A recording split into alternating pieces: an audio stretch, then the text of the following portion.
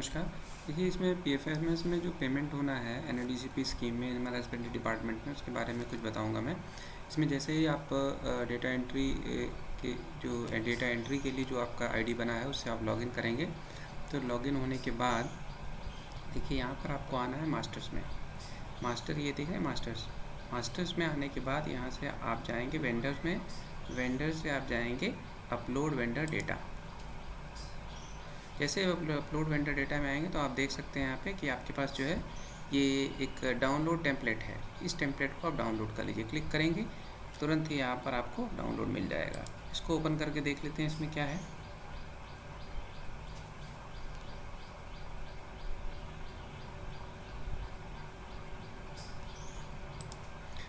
देखिए ये format template जो है ओपन हुआ है। Vendor name, father's name. इसमें एक चीज़ आप देख रहे होंगे कि रेड और येलो में किया हुआ है, कुछ मार्किंग हो रखी है। तो इसमें यह है कि रेड जो है इसमें कंपलसरी है, येलो कंपलसरी नहीं है। उसके बिना भी काम आपका चल सकता है। लेकिन आप इसमें जो है जो चीज़ भर सकते हैं, इसमें वेंडर नेम में आप उसका जो है वैक्सीनेटर या हेल्पर का नाम डाल दीजिए, दोनों का एक एक करके। आप पिता का नाम डाल सकते हैं तो अच्छी बात, नहीं तो ये सब छोड़ दीजिए। डेट ऑफ बर्थ छोड़ दीजिए, पैन नंबर छोड़ दीजिए, आधार नंबर छोड़ दीजिए।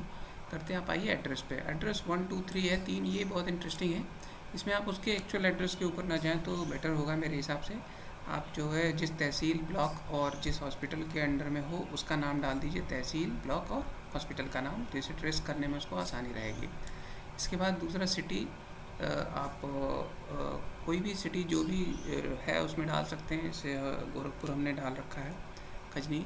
इसके बाद कंट्री इंडिया हो जाएगा, स्टेट उत्तर प्रदेश, डिस्ट्रिक्ट जो भी डिस्ट्रिक्ट आपका है उसका नाम लिखिए। इसके बाद जो है पिन कोड कोई कंपलसरी नहीं है, मोबाइल नंबर कंपलसरी नहीं है, फ़ोन नंबर कंपलसरी नहीं है, ईमेल ज़रूरी है। तो आप जिस डॉक्टर के अंडर में सपोज़ मान लीजिए 40-50 वैक्सीनेटर हैं तो एक डॉक्टर का ही आईडी डाल दीजिए या किसी एक आईडी को आप इसमें फिल कर सकते हैं। इसके बाद उनका बैंक नेम और आईएफएससी कोड और अकाउंट नंबर। देखिए इसमें कुछ जो इस फॉर्मेट में आपको सारा डेटा तैयार करना है। सबसे पहले तो वेंडर बनाते समय देखिए ये वैक्सीनेटर और हेल्पर ये बेनिफिशरी नहीं है, ये वेंडर हैं, ये काम करेंगे, उनको हम पैसा दे रहे हैं। तो इसमें आपको एक तो ये चीज़ देखना है कि आप जो है इसमें जो भी, जैसे नाम तो कुछ भी हो सकता है, लेकिन नाम जो है आप नाम और बैंक रिकॉर्ड का जो नाम है दोनों सेम होना चाहिए। इसमें अगर डिफरेंस होगा तो फिर इनवैलिड डेटा बताएगा। और स्पेलिंग्स वही हों जो बैंक के पासबुक पर हों, नहीं अदरवाइज इसमें भी प्रॉब्लम आएगी। तो ये चीज़ ये डेटा शीट जो है, ये टेम्पलेट जो है, इसलिए मैं बता रहा हूँ क्योंकि आप बल्क में वेंडर तभी क्रिएट कर पाएंगे जब इसमें सारे वेंडर्स की डिटेल्स आप इकट्ठा करके रखेंगे।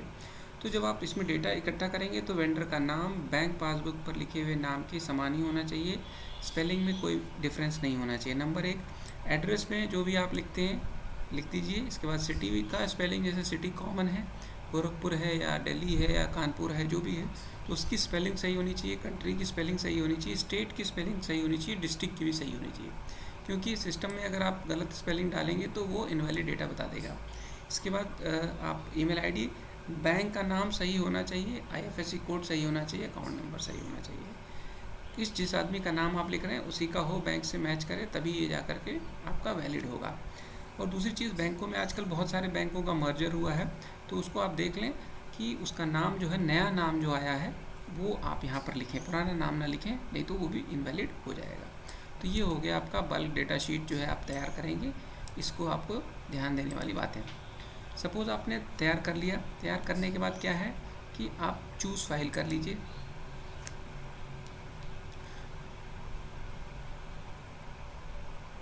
आपके सिस्टम में जहाँ पर भी वो फाइल होगी उसको सेलेक्ट करके उसको आप ओपन कर लेंगे और उसको ओपन कर देंगे। इस फाइल यहाँ आ जाएगी, फिर अपलोड पे क्लिक करेंगे, अपलोड हो जाएगी। जैसे ही फाइल अपलोड होगी इस तरह का मैसेज नीचे आ जाएगा तुरंत। देखिए इस फाइल में 31 रिकॉर्ड थे, 31 लोगों का डेटा था, हेल्पर या वैक्सीनेटर होंगे।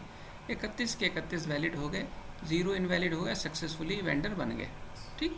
लेकिन दूसरा एक केस है, देखिए एक दूसरी फाइल है, इसमें 2 रिकॉर्ड इन्होंने अपलोड किया, वैलिड 0, दोनों इनवैलिड हो गए।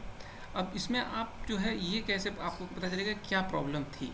उसके लिए आप वैलिडेशन एरर को क्लिक करिए। देखिए इसकी फ़ाइल एक आपको स्टेटस फाइल डाउनलोड हो जाती है।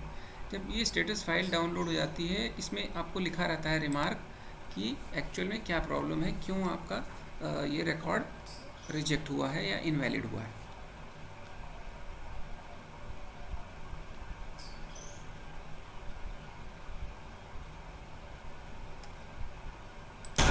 देखिए ये फाइल ओपन हुई है, इसमें क्या एरर बता रहा है, सारी डिटेल्स लिखी हुई हैं। अब लास्ट में जाइए, सबसे लास्ट में देखिए, इसमें थोड़ा सा इसका हम वो कर लेते हैं।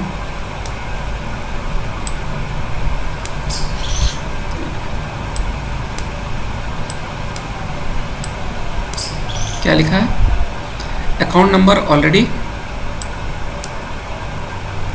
एग्जिस्ट। इसका मतलब ये दोनों वेंडर बन चुके हैं, इसलिए आपको दोबारा बनाने की ज़रूरत नहीं है। इसको क्लोज कर दीजिए।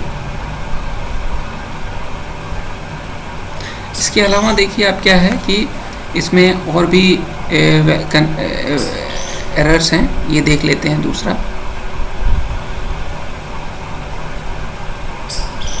ये नीचे एरर आया हुआ है, तो देखिए ये दूसरी फाइल ओपन हुई है, जिसमें कि आप देख सकते हैं जहाँ पर प्रॉब्लम है वहाँ एरर लिख के आया हुआ है। ठीक है, स्टेटस में आप देखते हैं एक्चुअल में क्या प्रॉब्लम है इनकी, लिखा हुआ है यहाँ पे देखिए डुप्लीकेट अकाउंट नंबर, डुप्लीकेट एक ही अकाउंट नंबर को दो तीन नाम के सामने इन्होंने लिख दिया है।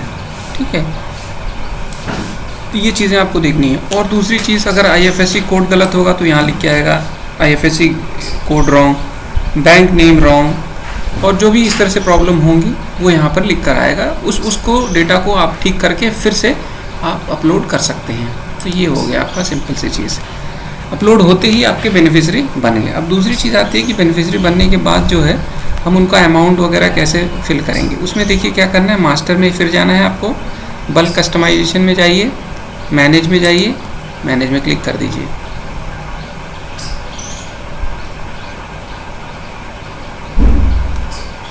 मैनेज में क्लिक करने में आपको क्या करना है, यहाँ पे वेंडर्स को क्लिक कर दीजिए। इसके बाद यहाँ पे सेलेक्ट कर लीजिए scheme, national disease control, animal disease control programme. Project में आपको कुछ नहीं डालना है। कस्टमाइजेशन, जैसे किसी पर्टिकुलर हॉस्पिटल का आप सारा डेटा कर रहे हैं तो उसका नाम डाल दीजिए, जिससे कि फाइल सेव रहेगी। ठीक है, कंपोनेंट वाइज क्लिक कर लीजिए। कंपोनेंट हम FMD में कर रहे हैं, फुट एंड माउथ डिजीज़ कर लीजिए। यहाँ पे देख लीजिए कि जैसे जिस हॉस्पिटल, मान लीजिए मेरे पास 10 लोगों को पेमेंट करना है, टोटल 10,000 करना है, तो टोटल अमाउंट कितना होगा भर भी सकते हैं आप, इसको नहीं भी भर सकते हैं आप। कैसे पेमेंट मोड क्या होगा, e payment using printed advice, print advice निकलेगी, उसके बाद ही आपका पेमेंट होगा। ठीक है, वेंडर क्लिक किया हमने।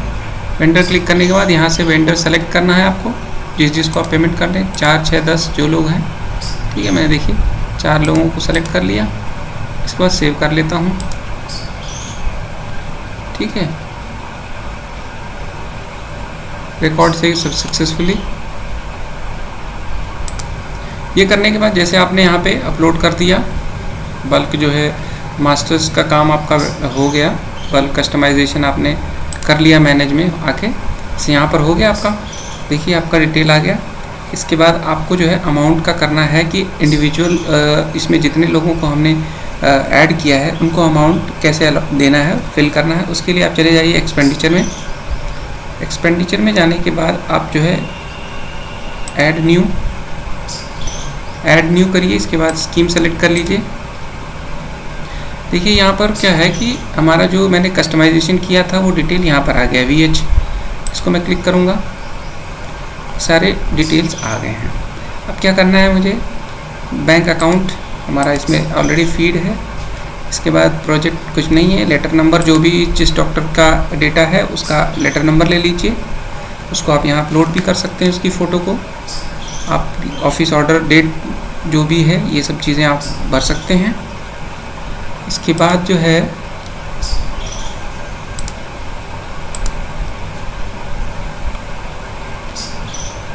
इसके बाद देखिए एक्सपेंडिचर अमाउंट, टोटल अमाउंट मान लीजिए यहाँ पे 4 लोगों को आप कर रहे हैं, कितना अमाउंट कर रहे हैं वो टोटल अमाउंट यहाँ लिख दीजिए। नरेशन कुछ आप लिखना चाहते हैं, हॉस्पिटल का नाम वगैरह कुछ भी आप आइडेंटिफाई करने के लिए लिखना चाहते हैं, तो इसको FMD टिक कर दीजिए। रेवेन्यू है, ये कोई कैपिटल एक्सपेंडिचर नहीं है। ठीक है,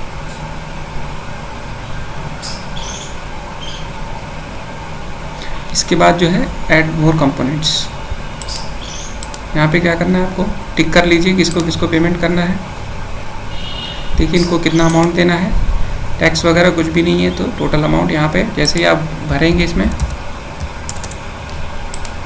आ जाएगा। उसी तरीके से सबको टिक करती है, सबको टिक करिए।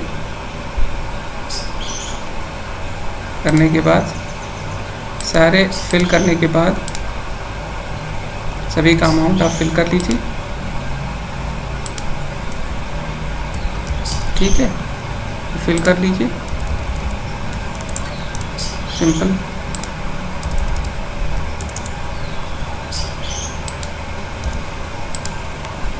फिल करने के बाद इसको सबमिट कर देंगे आप। ठीक है, इसको सबमिट करिए। लेटर नंबर मैंने कुछ नहीं भरा है इसमें, इसलिए दिक्कत कर रहे हैं। एक्सपेंडिचर अमाउंट कितना है टोटल, 1300 रुपये। ठीक है, तो सबमिट कर दिया मैंने।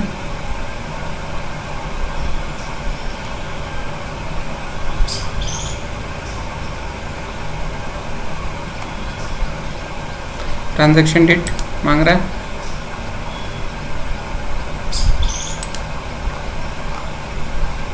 ठीक है।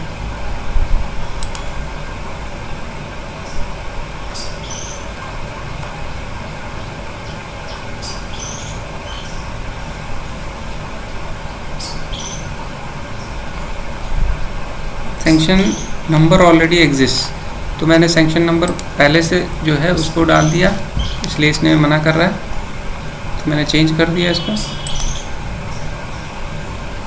अब क्या प्रॉब्लम है देखिए,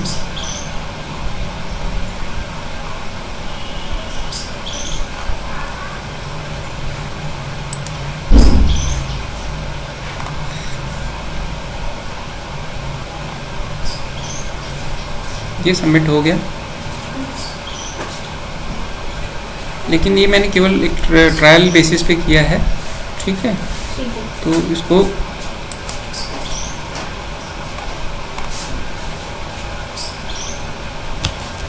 कुछ इंटरनेट का इश्यू है, इसकी वजह से शायद कंप्लीट नहीं हो रहा है प्रोसेस।